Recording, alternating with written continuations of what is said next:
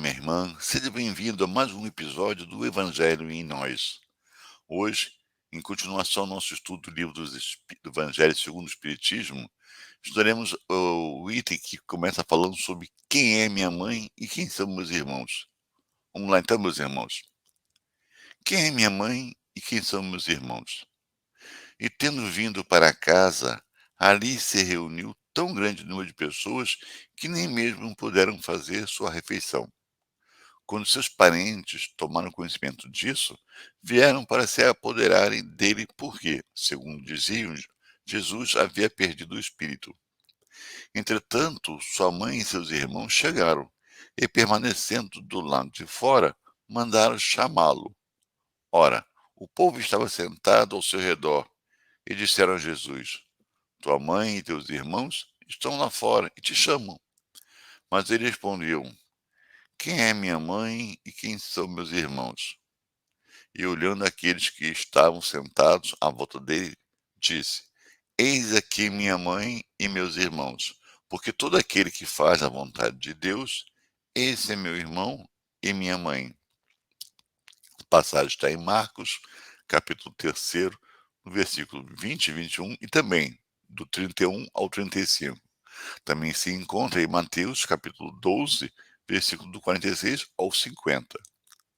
Certas palavras parecem estranhas ditas por Jesus, pois por não estarem de acordo com a sua bondade e a sua inalterável benevolência para com todos.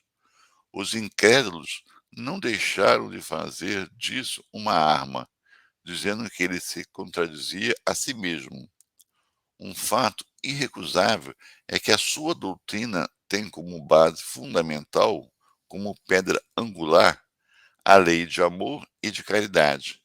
Ele não podia, portanto, destruir de um lado o que estabelecia do outro, de onde é forçoso tirar-se esta consequência rigorosa. Se certas máximas estão em contradição com aquele princípio, é que as palavras que se atribuem a Jesus foram mal compreendidas, mal reproduzidas ou não lhe pertencem. É de espantar, e com razão, que nessa circunstância Jesus demonstrasse tanta diferença por seus parentes e, por assim dizer, renegasse sua mãe. No que se refere aos seus irmãos, sabe-se que não tinham simpatia por ele. Espíritos pouco avançados não haviam compreendido a sua missão. A conduta de Jesus, aos seus olhos, era esquisita e seus ensinamentos não se sensibilizaram. Portanto, nenhum deles se tornou seu discípulo. Pode-se dizer que, até certo ponto, participavam das prevenções dos seus inimigos. O que é certo, além disso, é que eles o acolhiam mais como um estranho do que como um irmão. Quando ele se apresentava em família, e João diz positivamente que os seus irmãos não acreditavam nele. Isso está em João, capítulo 7, no versículo 5. Quanto à sua mãe, ninguém poderá contestar a ternura que ela lhe dedicava, mas é preciso admitir que Maria também não parecia fazer uma ideia muito exata da missão de seu filho, pois jamais se teve notícia de que seguisse seus ensinamentos ou desse testemunho dele, como fez João Batista. Nela, a solicitude maternal era o sentimento dominante. Com relação a Jesus, supor que ele houvesse renegado sua mãe seria desconhecer o seu caráter. Um tal pensamento não poderia ser daquele que disse: honrai vosso pai e vossa mãe. É preciso, portanto, procurar um outro significado para as suas palavras, quase sempre veladas sob a forma alegórica. Jesus não perdia nenhuma oportunidade para dar um ensinamento. Portanto, aproveitou a chegada da sua família lhe oferecia para estabelecer a diferença que existe entre parentesco corporal e parentesco espiritual. Continuamos então no outro item, que se chama parentesco corporal e parentesco espiritual. Os laços de sangue não determinam forçosamente os laços entre os espíritos. O corpo procede do corpo, mas o espírito não procede do espírito, porque já existia antes da formação do corpo. Não é o pai que cria o espírito do seu filho. Ele só lhe fornece um invólucro corporal, mas deve ajudá-lo a desenvolver-se intelectual e moralmente, para que possa progredir. Os espíritos que encarnam na mesma família, principalmente como parentes próximos, são, na maioria das vezes, espíritos que se simpatizam, unidos por relações anteriores que se traduzem pela afeição que nutre reciprocamente na vida terrestre. No entanto, também pode acontecer que esses espíritos sejam completamente estranhos uns aos outros, separados por antipatias igualmente anteriores, que se traduzem da mesma forma por seu antagonismo na Terra, para lhe servir de prova. Os verdadeiros laços de família não são, por conseguinte, os fixados pela consanguinidade, mas os firmados pela simpatia e pela comunhão de pensamentos, que unem os espíritos antes, durante e após sua encarnação. De onde se segue que dois seres nascidos de pais diferentes podem ser mais irmãos pelo espírito do que se fossem pelo sangue. Eles podem atrair-se, procurar-se, sentirem prazer em estar juntos, enquanto que dois irmãos consanguíneos podem repelir-se como se observa diariamente, problema moral que só o Espiritismo pode resolver com a pluralidade das existências. Há, portanto, duas espécies de famílias: as famílias pelos laços espirituais e as famílias pelos laços corporais. As primeiras, duráveis, fortificam-se pela depuração e se perpetuam no mundo dos espíritos, por intermédio das diversas migrações da alma. As outras, frágeis como a própria matéria, com o passar do tempo, se extinguem e muitas vezes se dissolvem moralmente desde a vida atual. Foi isso que Jesus desejou que compreendêssemos, dizendo aos seus discípulos: Eis minha mãe e meus irmãos. Isto é, minha família pelos laços do Espírito. Portanto, todo aquele que faz a vontade do meu Pai, que está nos céus, esse é meu irmão, minha irmã e minha mãe.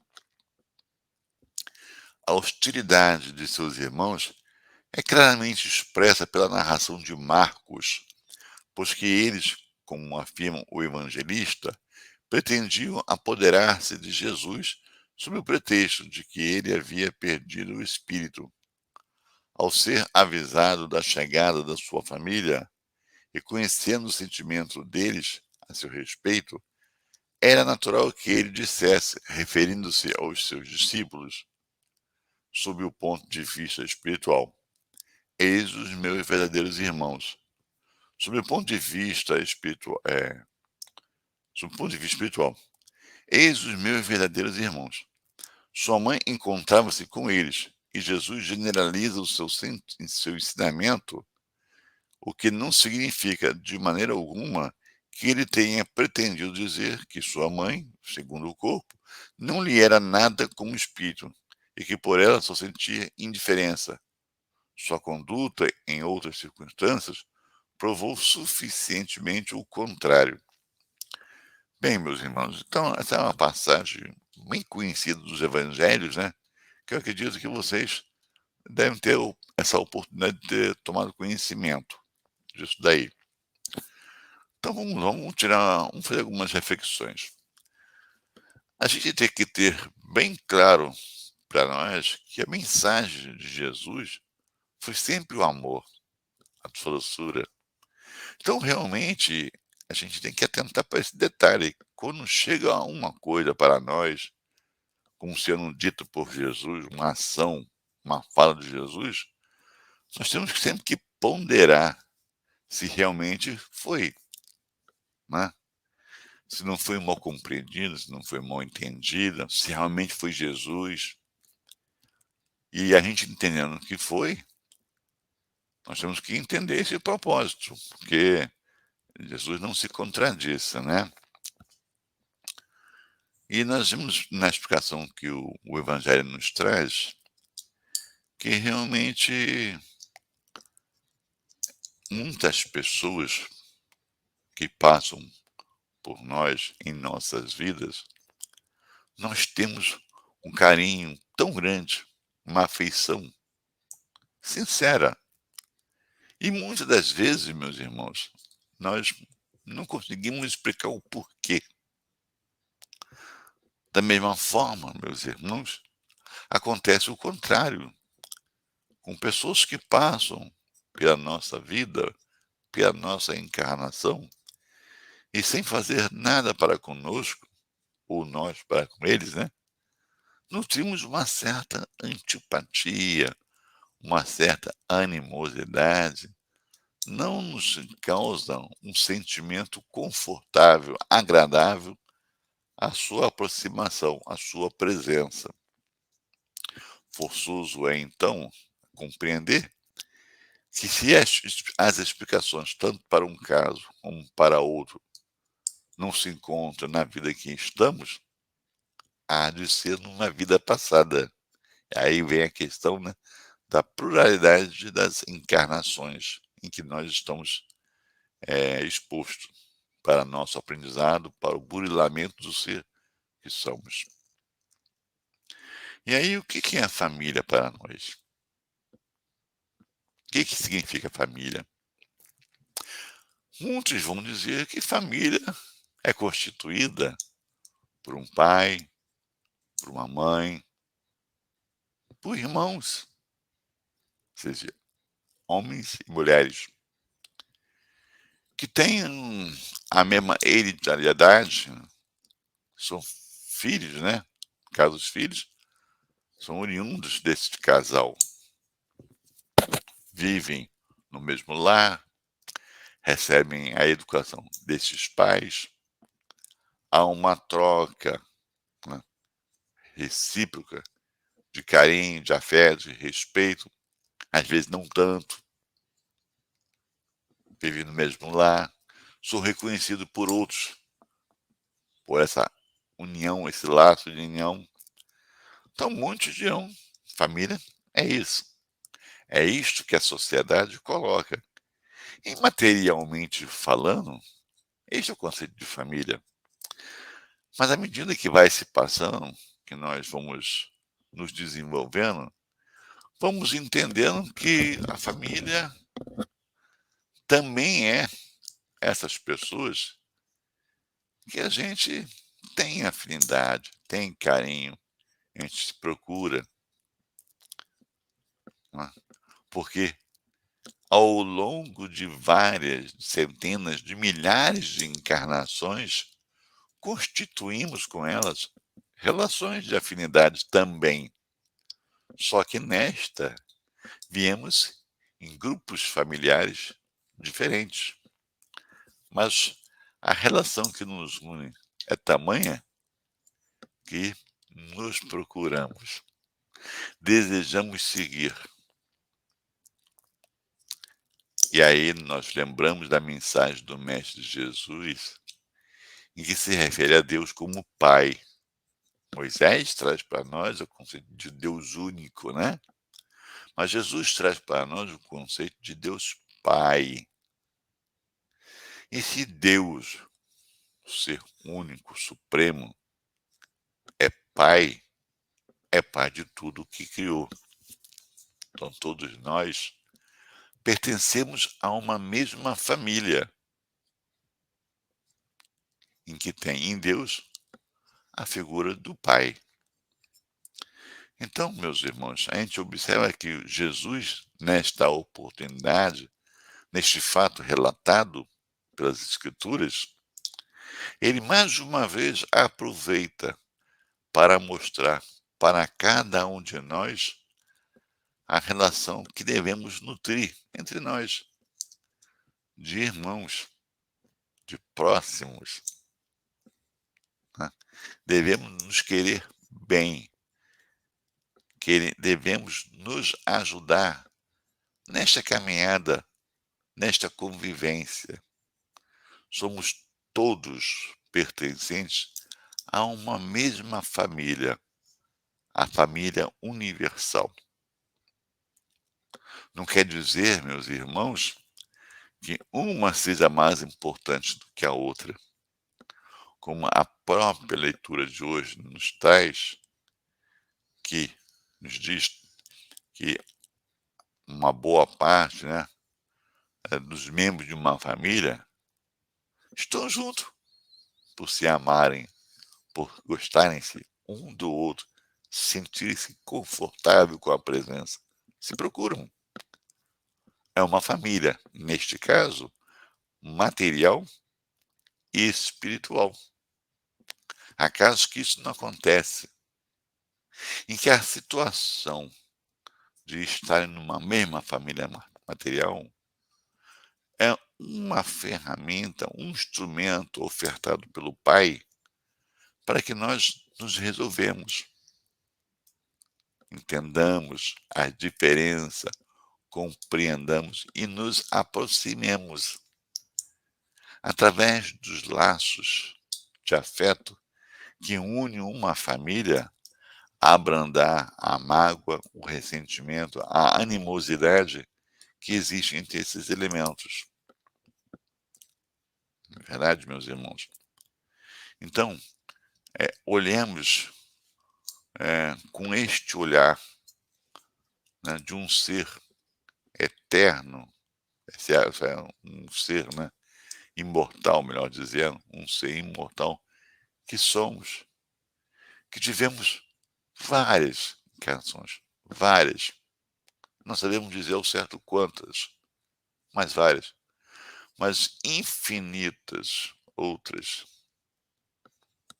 corrigindo, muitas outras teremos. E eu faço a correção porque quando eu falo infinita, parece que nós estaremos sempre encarnando. Mas haverá momento, nós já sabemos que não se faz mais necessário, não se fará mais necessário encarnarmos nesta matéria, né? A não ser, não, pelo menos não como na situação de aprender alguma coisa, prova, expiações, outra, né?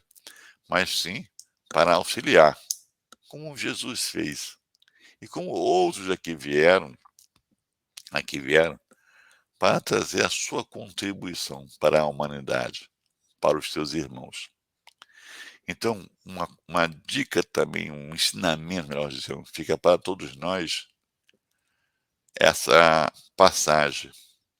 Jesus, a todo momento, aproveitava para levar ou para trazer o ensinamento do Pai. E nós, aproveitamos nós a cada momento para vivenciar o ensinamento de Jesus, né, quando trouxe a vontade do Pai para todos nós. Uma pergunta.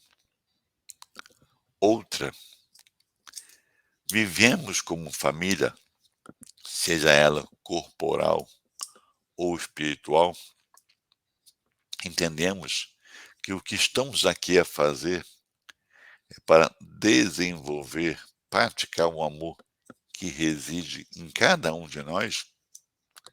Então, são questionamentos, são perguntas que fazemos para que realmente entendamos de uma vez por todas o motivo de estarmos aqui.